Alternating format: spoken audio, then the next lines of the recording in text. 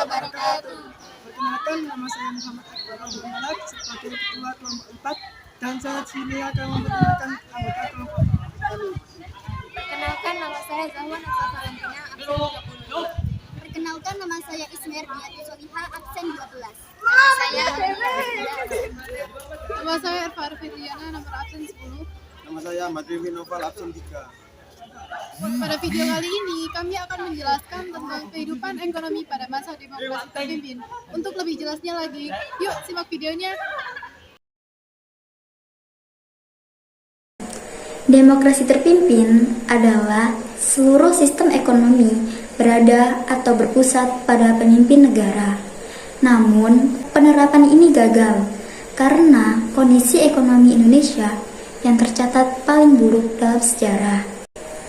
Keluarnya dekret Presiden pada 5 Juli 1959 membuat Indonesia menjalankan sistem demokrasi terpimpin dan struktur ekonominya menjurus pada sistem etatisme atau segala-galanya diatur oleh pemerintah. Dengan menerapkan sistem ini, pemerintah berharap bahwa kondisi Indonesia akan bermuara pada kemakmuran dan persamaan dalam sosial, politik, maupun ekonomi. Sayangnya, pasca kemerdekaan, kehidupan ekonomi Indonesia masih sangat lemah dan kebijakan-kebijakan ekonomi yang diambil oleh pemerintah pada masa itu belum mampu memperbaiki keadaan. Faktor lain penyebab demokrasi terpimpin yang pertama yaitu karena Indonesia baru saja merdeka. Yang kedua, pemberontakan dan gejolak politik terjadi berulang kali.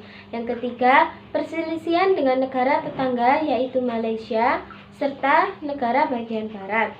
Demokrasi terpimpin lebih difokuskan kepada sektor pemerintah. Hal itu dapat dilihat dari kebijakan yang diterapkan di masa demokrasi terpimpin. Yang pertama adalah kebijakan pembentukan Determinus atau Dewan Perancang Nasional yang dibentuk tanggal 15 Agustus 1959 dan diketuai oleh Muhammad Yamin.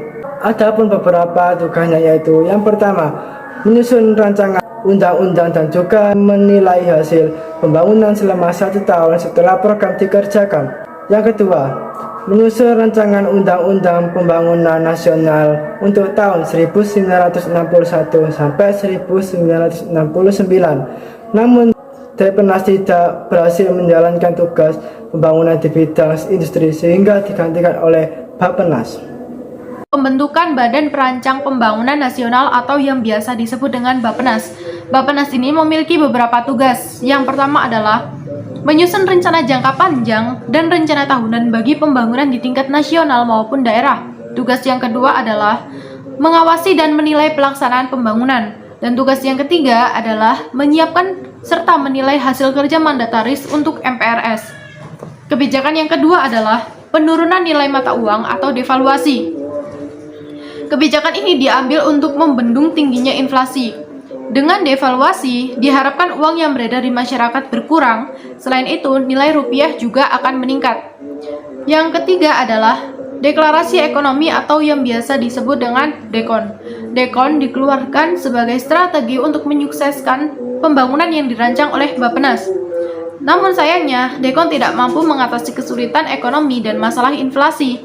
DEKON malah mengakibatkan stagnasi perekonomian Indonesia.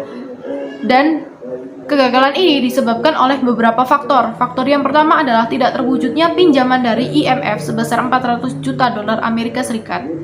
Dan yang kedua adalah perekonomian terganggu karena pemutusan hubungan diplomatik dengan Malaysia, serta konfrontasi dengan Malaysia dan negara-negara barat memperparah kemerosotan ekonomi. Kebijakan yang terakhir adalah peleburan bank. Presiden berusaha menyatukan semua bank negara dalam bank sentral lewat Perpres nomor 7 tahun 1965. Didirikan bank tunggal milik negara. Bank tunggal milik negara berfungsi sebagai bank sirkulasi, bank sentral sekaligus bank umum. Bank Indonesia adalah hasil peleburan dari bank-bank negara seperti Bank Koperasi dan Nelayan, Bank Umum Negara, dan Bank Tabungan Negara. Tapi Tetapi langkah ini memicu spekulasi dan penyelewengan dalam penggunaan uang negara, sebab saat itu belum ada lembaga pengawas.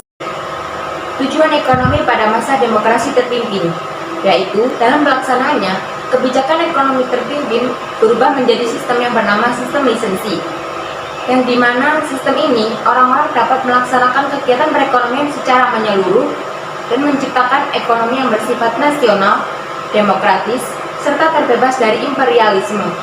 Terutama, impor hanyalah orang-orang yang mendapat lisensi atau izin khusus dari pemerintah.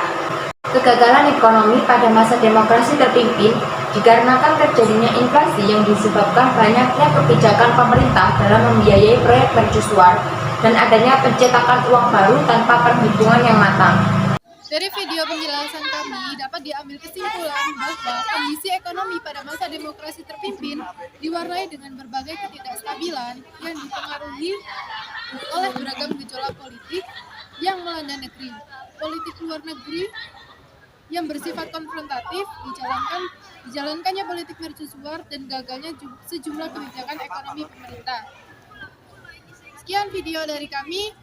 Assalamualaikum warahmatullahi wabarakatuh.